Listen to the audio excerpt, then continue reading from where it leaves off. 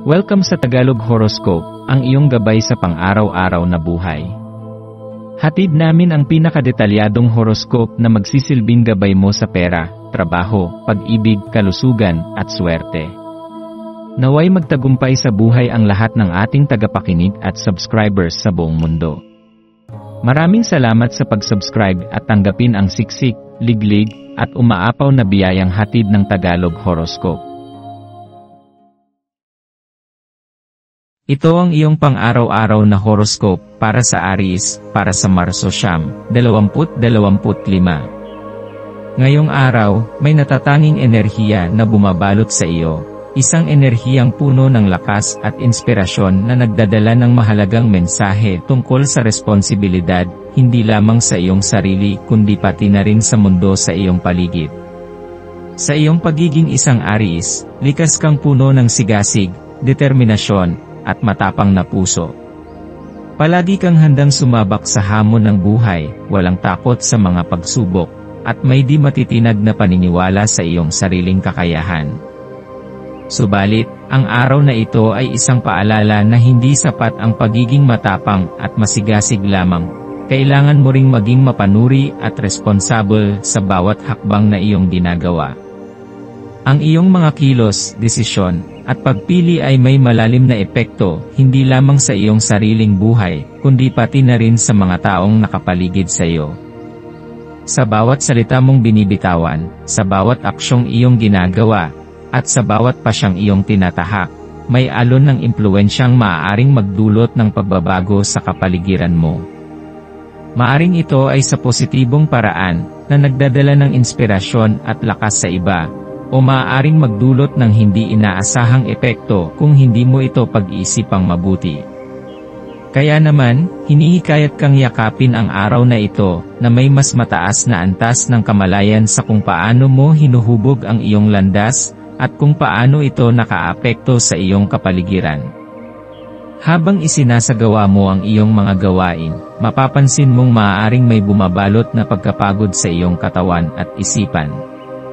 Ang bigat ng responsibilidad, ang dami ng kailangang tapusin, at ang walang humpay mong pagpupursigi sa iyong mga pangarap, ay maaaring magdulot ng pisikal at mental na pagod. Ang sobrang dedikasyon ay isang magandang katangian, subalit maaari rin itong maging isang bitag kung hindi mo bibigyan ang iyong sarili ng pagkakataong huminga. Ang iyong likas na sigla at kasiglahan, ay maaaring humina kung patuloy mong pinipilit ang iyong sarili na magpatuloy ng hindi binibigyan ng sapat na panahon ang iyong katawan at isipan upang muling magkarga ng enerhiya. Mahalagang tandaan na ang pahinga ay hindi isang senyales ng kahinaan, kundi isang mahalagang bahagi ng proseso ng tagumpay. Walang masama sa pagpaus sandali upang muling ipunin ang iyong lakas at bumuo ng mas malinaw na direksyon sa iyong isipan. Sa halip na makita ito bilang hadlang sa iyong pag-unlad, isipin ito bilang isang mahalagang hakbang upang mas maging epektibo at produktibo ka sa iyong ginagawa. Maglaan ng sandali upang lumabas at masdan ang kalikasan. Ang sariwang hangin ay makatutulong upang linisin ang iyong isipan mula sa mga alalahanin at pagdududa. Ang pagbabago ng tanawin, gaano man ito kasimple, ay maaaring magdala ng bagong pananaw sa iyong mga iniisip. Ang isang simpleng pagkain sa labas, isang tahimik na paglalakad sa parke, o ilang minutong pag-upo sa ilalim ng araw ay maaaring magbigay ng kinakailangang sigla na magpapalakas sa iyong diwa. May kakaibang ginhawa sa pagbibigay ng oras sa iyong sarili, upang madama ang kasalukuyang sandali, ang marinig ang lagaslas ng hangin sa mga dahon, ang masdan ang paggalaw ng mga ulap sa kalangitan, o ang pagdama sa init ng araw sa iyong balat. Ang mga ito ay maliliit na karanasan, ngunit may kakayahang magbigay ng kapayapaan sa iyong kalooban. Sa pamamagitan ng ganitong simpleng hakbang, mararamdaman mong mas handa kang harapin ang mga hamon ng araw na ito, nang may mas malinaw na isipan, at mas matibay na puso. Sa ilalim ng impluwensya ng buwan na nananatili sa Cancer, maaaring maramdaman mong tila may humihila sa iyo patungo sa mga alaala ng nakaraan. Ang emosyonal na enerhiya ng Cancer ay may malalim na koneksyon sa ating personal na kasaysayan, sa mga alaala ng pagkabata, sa ating pamilya, at sa mga damdaming matagal na nating iniingatan sa ating puso. Maaaring bigla kang mapuno ng nostalgia, isang pagnanais na balikan ang mga panahong dati mong naranasan. Maaari mong maalala ang mga mahahalagang aral na natutunan mo noon, mga pangyayaring nagturo sa iyo kung paano mas maging matatag, at mga relasyong nagbigay sa iyo ng inspirasyon. Ang iyong pagninilay sa iyong pinagmulan, sa mga kwento ng iyong pamilya, at sa mga karanasang humubog sa iyo, ay maaaring magbigay ng malalim na inspirasyon para sa iyong kasalukuyang paglalakbay.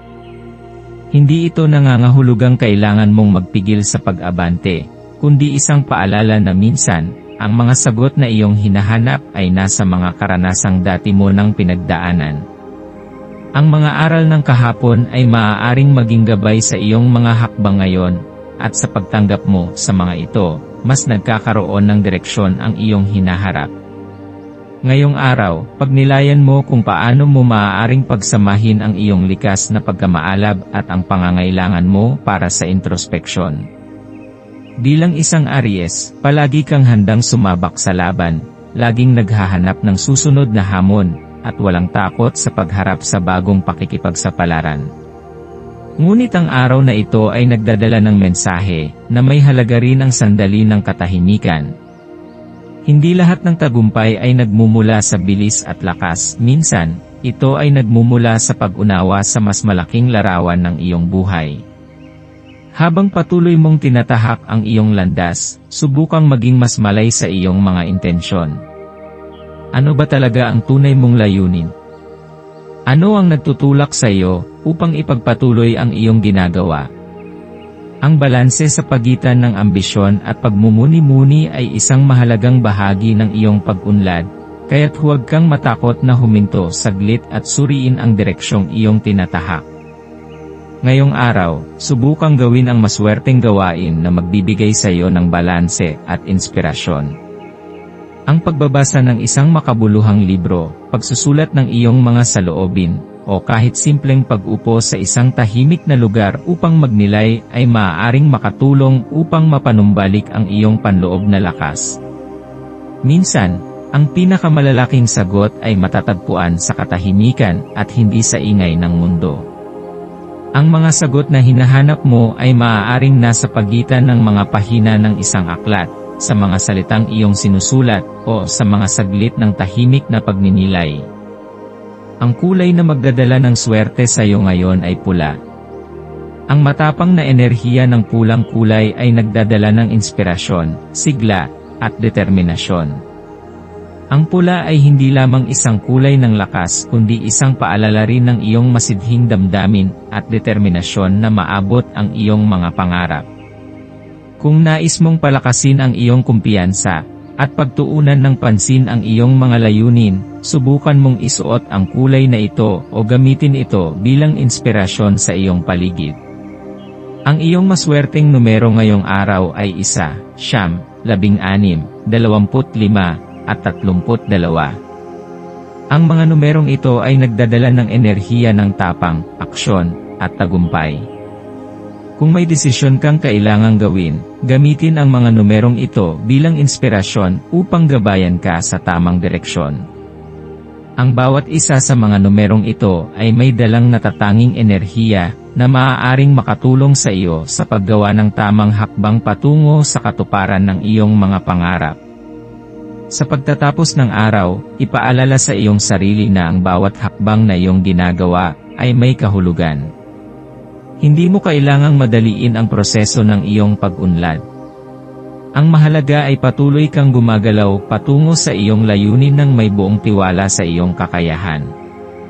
Ang buhay ay hindi isang karera kung saan kailangang mauna, ito ay isang paglalakbay na puno ng mahahalagang aral, pagmumuni-muni, at mga pagkakataon upang patuloy na lumago.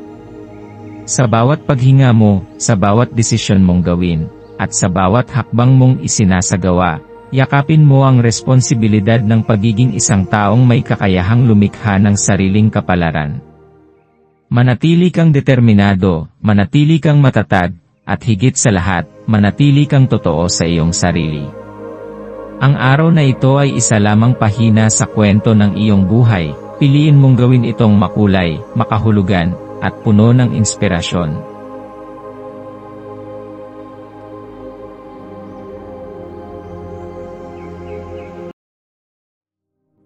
Tayo ay magkaroon ng kaunting sandali upang ipagdasal ang lahat ng mga dalangin ng ating mga subscribers, na sana'y matamo nila ang kanilang mga pinapangarap sa buhay, magandang trabaho, mabuting kalusugan, payapa at masayang pamumuhay, at siksik, liglig at umaapaw na biyaya at kayamanan. Ipinagdarasal namin ng mataimtim ang lahat ng mga komento sa nakaraang video, at hinihiling namin, Panginoon, na pagpalain mo ang ating mga subscribers ng masayang buhay sa mundong ibabaw. Maraming salamat po. Maaari kayong mag-subscribe sa aming channel na Daily Prayer, kung saan nag-a-upload kami ng pang-araw-araw na Catholic Gospel Readings, Reflections, at Daily Rosary Reading para sa lahat ng misteryo ng araw. Tulungan ninyo kaming buuin ang community na ito at mag-subscribe na. Ang link ay nasa description box. Maraming salamat sa panonood ng iyong horoscope ngayon araw. Naway gabayan ka ng mga bituin sa iyong landas. Huwag kalimutang mag-like, share, at subscribe para sa iba pang cosmic na kaalaman.